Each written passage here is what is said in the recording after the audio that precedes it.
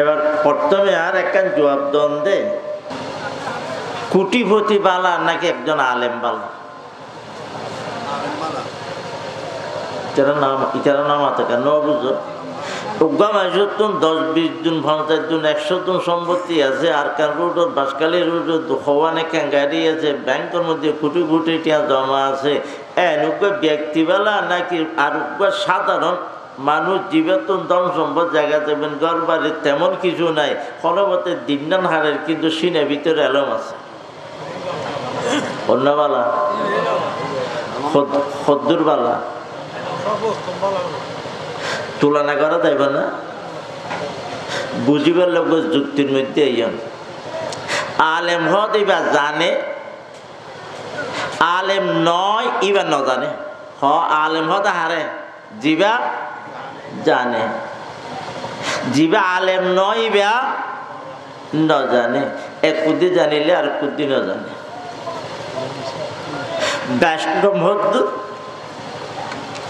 বাসকালী রোডত গাড়ি চলে, 50 জন প্যাসেঞ্জার ভিতরে বসে, সঙ্গে ফ্যান পড়া লেড়ামিকা হাত ছাট গঞ্জি গাত দিয়ে সিটের মধ্যে ড্রাইভিং করে না নাকি না করে। আর যদি হয় ও ভাই ড্রাইভার তুই আপনার হাত গাত দিস, ফ্যান ট্যান পরিস, তোর দেখতে ভালো নলা তুই আমি যাই। এবার আর বে মালা নুর ইসলাম সাহেব হুজুরে গাড়ি চালো পারিব কেয়া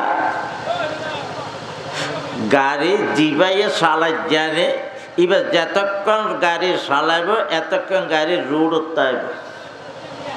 জিবা গাড়ি চালাইন জানে ইতে যদি চালাইতে গিয়ে তো হয় গাড়ি কি রোড উত্তাইব নাকি হালত করিবি বলিবে যেন অমানুষ জানুইয়া না জানুইয়া বেশ ক্ষমল যে এ পরিমাণ জীবনদান কেন করে পরিচালনা করিব এই জিনিসটা যেমাই সত্যম জানা আছে। ই ব্যাগ কোরআন হাদিস রায়েরে বুঝিয়ে রে জানিয়ে রে জীবনদান যদি পরিচালনা করিয়ে দেওয়া হয় বান্দার শেষ গন্তব্য জান্নাত পর্যন্ত পৌঁছিতে পারিব আলহামদুলিল্লাহ। আর ন বুঝি ন জানি আন্তাইয়া যদি ডক্কর ঘুরিয়ে দেওয়া হয় গাড়ি যেন রাস্তার তুলভরে খালত গেলে বান্দার জীবন শেষ করে জাহান্নামত গলে।